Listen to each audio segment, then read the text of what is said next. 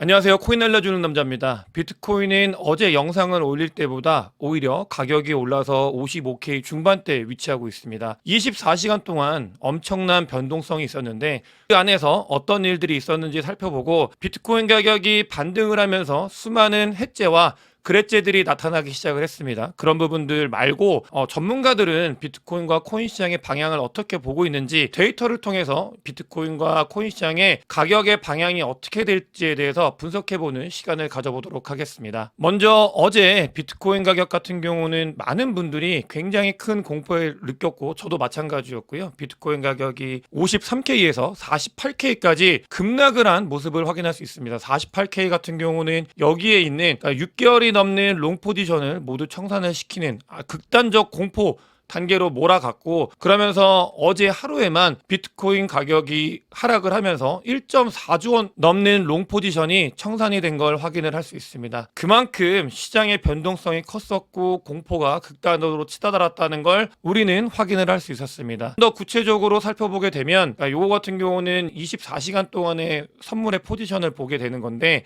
숏 포지션을 늦게 구축을 했던 55K의 숏 포지션을 구축했던 요 부분들 같은 경우는 이번에 반등을 하면서 모두 깨고 올라온 모습을 확인할 수 있습니다. 오히려 24시간 동안 핸드폰 끄고 정글에 가 있었으면 비트코인 가격을 확인했을 때 올랐네 라고 생각이 들겠지만 24시간 동안 정말로 많은 일이 있었고 48K까지 하락을 했을 때는 많은 사람들이 정말 끝났다 이야기를 했었고, 다시 올라왔을 때는 내가 이때 사야라고 하지 않았냐 라고 하는 이야기들을 하고 있습니다. 많은 이야기들이 섞여 있는데 오늘 영상을 통해서 전문가들은 과연 이 자리를 그리고 앞으로 비트코인이나 코인 시장을 어떻게 보고 있는지 구체적으로 분석해 보도록 하겠습니다. 먼저 패드와치인데요. 어제 극단적으로 자산시장, 글로벌 자산시장이 전부 다 붕괴를 하면서 극단적인 공포가 전 세계에 만연하게 되고, 그러면서 금리 인하를 25bp가 아니라 50bp 한 번에, 그러니까 두 번 인하하는 것처럼 한 방에 인하를 크게 해야 된다, 이런 것들이 대세가 되어버렸습니다. 보시게 되면 패드와치의 예상을 할 때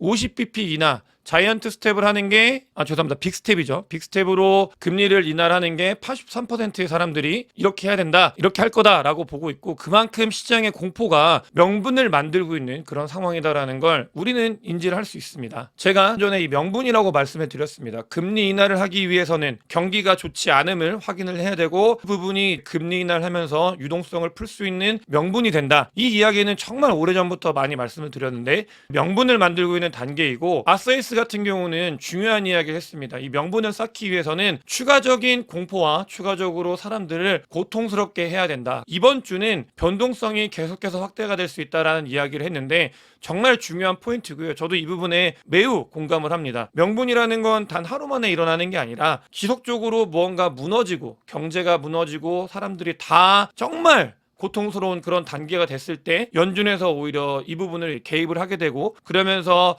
50bp 빅스텝으로 금리를 인하하게 되고 유동성이 풀리게 되는 이런 것들을 쌓는 것들이 하루 만에 끝나진 않을 거다. 추가적인 변동성에 대해서도 충분히 고려를 해야 된다라고 아서이스가 이야기를 하고 있고, 저도 이 의견에 너무나 동의하기 때문에 이번 주 같은 경우는 우리가 추가 변동성이 나올 수 있다라는 걸 인지를 하면서 그 부분을 준비를 하고 가야 된다 말씀을 강하게 드리고 싶고요. 글로벌 자산시장을 붕괴시켰던 원인인 일본 니케이 지수를 보게 되면 어제 14%가 넘는 하락이 있었습니다. 정말 이 하락이 니케이 역사상 전무후무한 처음 일어나는 일이라고 이야기를 하고 있고요. 14%가 넘게 하락을 했는데 오늘 같은 경우는 보시게 되면 또 11%가 넘는 상승을 하고 있습니다. 니케이 자체가 민코인 움직이듯이 이 니케이 전체 시총이 움직이고 있는데 너무나 변동성이 큰 시장이다라는 걸 이 부분만 놓고 보고도 알 수 있다라는 거 보시면 되겠고, 니케이랑 코스피 코스닥이 훈풍이 오면서 자산 시장에 훈풍이 오고, 그러면서 비트코인과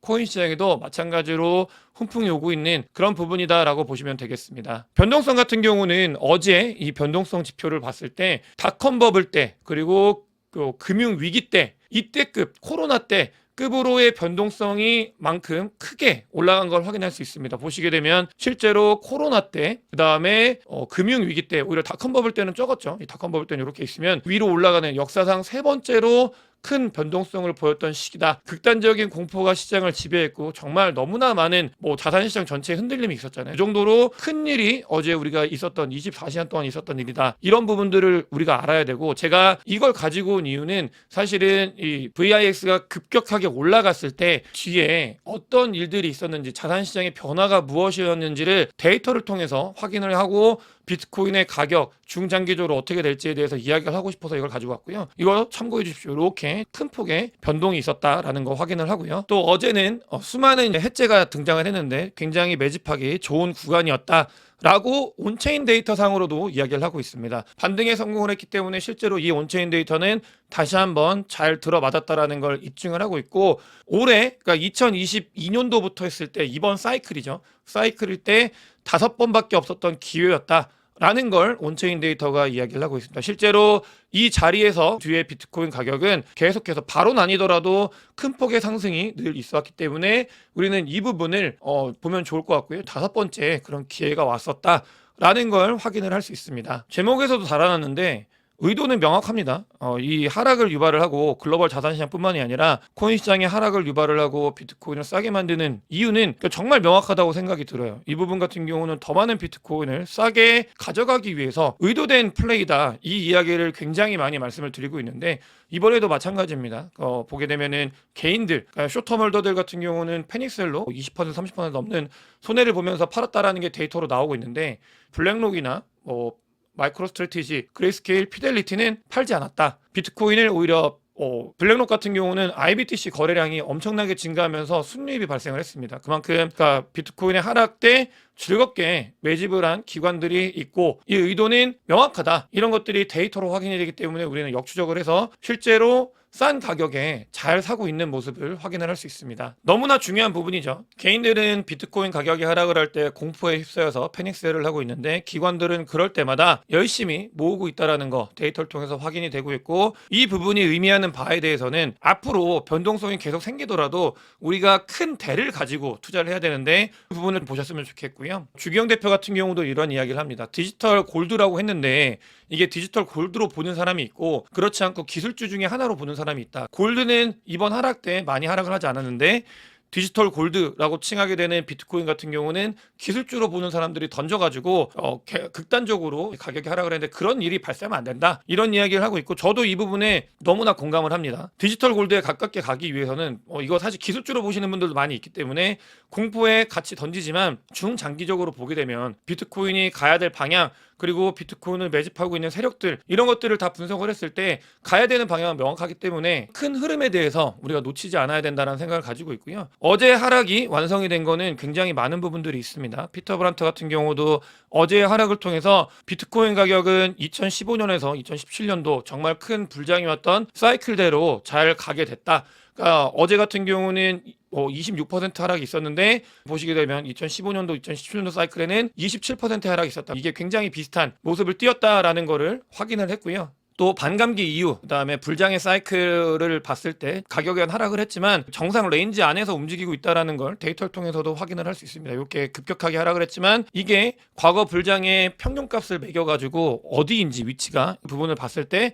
아직도 정상 범주 안에서 잘 움직이고 있다는 걸 확인을 할 수 있고, 피터 브란트 같은 경우는 어제 비트코인이 2017년도 사이클을 따른다라고 이야기를 하면서 갑자기 레이저 Y를 본인 트위터에 올리면서 비트코인이 올라갈 수 있는 가능성이 생긴 거 아닌가 이야기를 전달을 하고 있습니다. 그러면서 펌프가 올 단계다 라고 이야기를 하고 있고요. 또 피터 브란트 말고도 데이터를 분석하는 많은 사람들이 이번에 하락 같은 경우는 2017년도만큼 큰 폭의 하락이 있었지만 오히려 코로나 때 하락이 있었던 걸 비교를 하면서 마지막 딥이었다, 라스트 딥이었다라고 하면서 뒤에 올라갈 수 있는 가능성에 대해서 이야기를 하고 있는 그런 단계입니다. 개인적으로 이 부분에 동의를 하고, 하지만 이번 주 같은 경우는 명분을 쌓기 위한 변동성이 확대가 될 수 있다는 점, 중장기적으로는 이 부분에 제가 동의를 하고 있다는 점을 영상을 통해서 여러분들께 안내를 드리고 싶고요. 사실 이런 것들도 다 믿지 못한다고 하면은 금리 인하를 기다리고 있는 이유가 글로벌 유동성, 그리고 미국의 유동성이 굉장히 중요한데 유동성이 풀리는 걸 보려고 하고 있는 거잖아요. 그렇게 되면 그런 유동성을 보려고 하는데 글로벌 유동성은 그러니까 미국을 제외하고 다른 나라들은 못 견디기 때문에 이미 유동성이 올라가고 있는 상황입니다. 조금씩 올라가고 있고 사이클에 맞춰가지고 진행이 되고 있다라는 걸 보시면 되겠고요. 글로벌 유동성이 상승을 할 때 비트코인 가격은 원래 이렇게 상승을 했었습니다. 그런 모습을 보일 수 있다라는 것들이 있고, 유난히 단기적으로 글로벌 유동성이 올라가고 있는데 비트코인의 가격이 역상관관계를 갖게 되었습니다. 이게 빠르게 다시 이렇게 따라갈 거다 라고 이야기를 하고 있고요. 이 부분 같은 경우는 데이터를 통해서 분석을 한 거기 때문에 개인적으로는 굉장히 동의를 하는 부분이다라고 말씀을 드릴 수 있고, 아까 변동성 지수에 대해서 말씀을 드렸습니다. 변동성 지수가 극단적으로 올라갈 때 그때 매집을 하면, 때 매수를 하면 뒤에 S&P 500이 어떤 리턴이 왔는지를 보여주는 건데, 공포는 지금까지 늘 한 번도 거의 예외 없이 공포에 매수를 하면 큰 돈을 벌었다. 1년 뒤에 리턴을 보시게 되면 아닌 경우도 조금 있었지만 굉장히 큰 폭의 상승이 있었고, 2년 뒤에는 100%입니다. 100%다 상승을 했고 그런 모습이 있었다. 라는 거, 극단적인 공포가 있었을 때 그때 매집을 하면 분명히 1년, 2년 안에 좋은 성과가 있었다라는 걸 데이터를 통해서 확인이 가능하기 때문에, 우리는 이 변동성이 확대가 되고 앞으로 이번 주에 만약에 변동성이 나온다고 하면은 이 부분은 어떤 식으로 대응해야 될지는 데이터 그리고 정량 지표들이 이야기를 해주고 있다라고 생각이 듭니다. 오늘 영상이 도움이 되셨으면 구독과 좋아요, 많은 공유, 댓글, 그리고 큰 관심 부탁드리겠습니다. 영상 봐주셔서 대단히 감사합니다.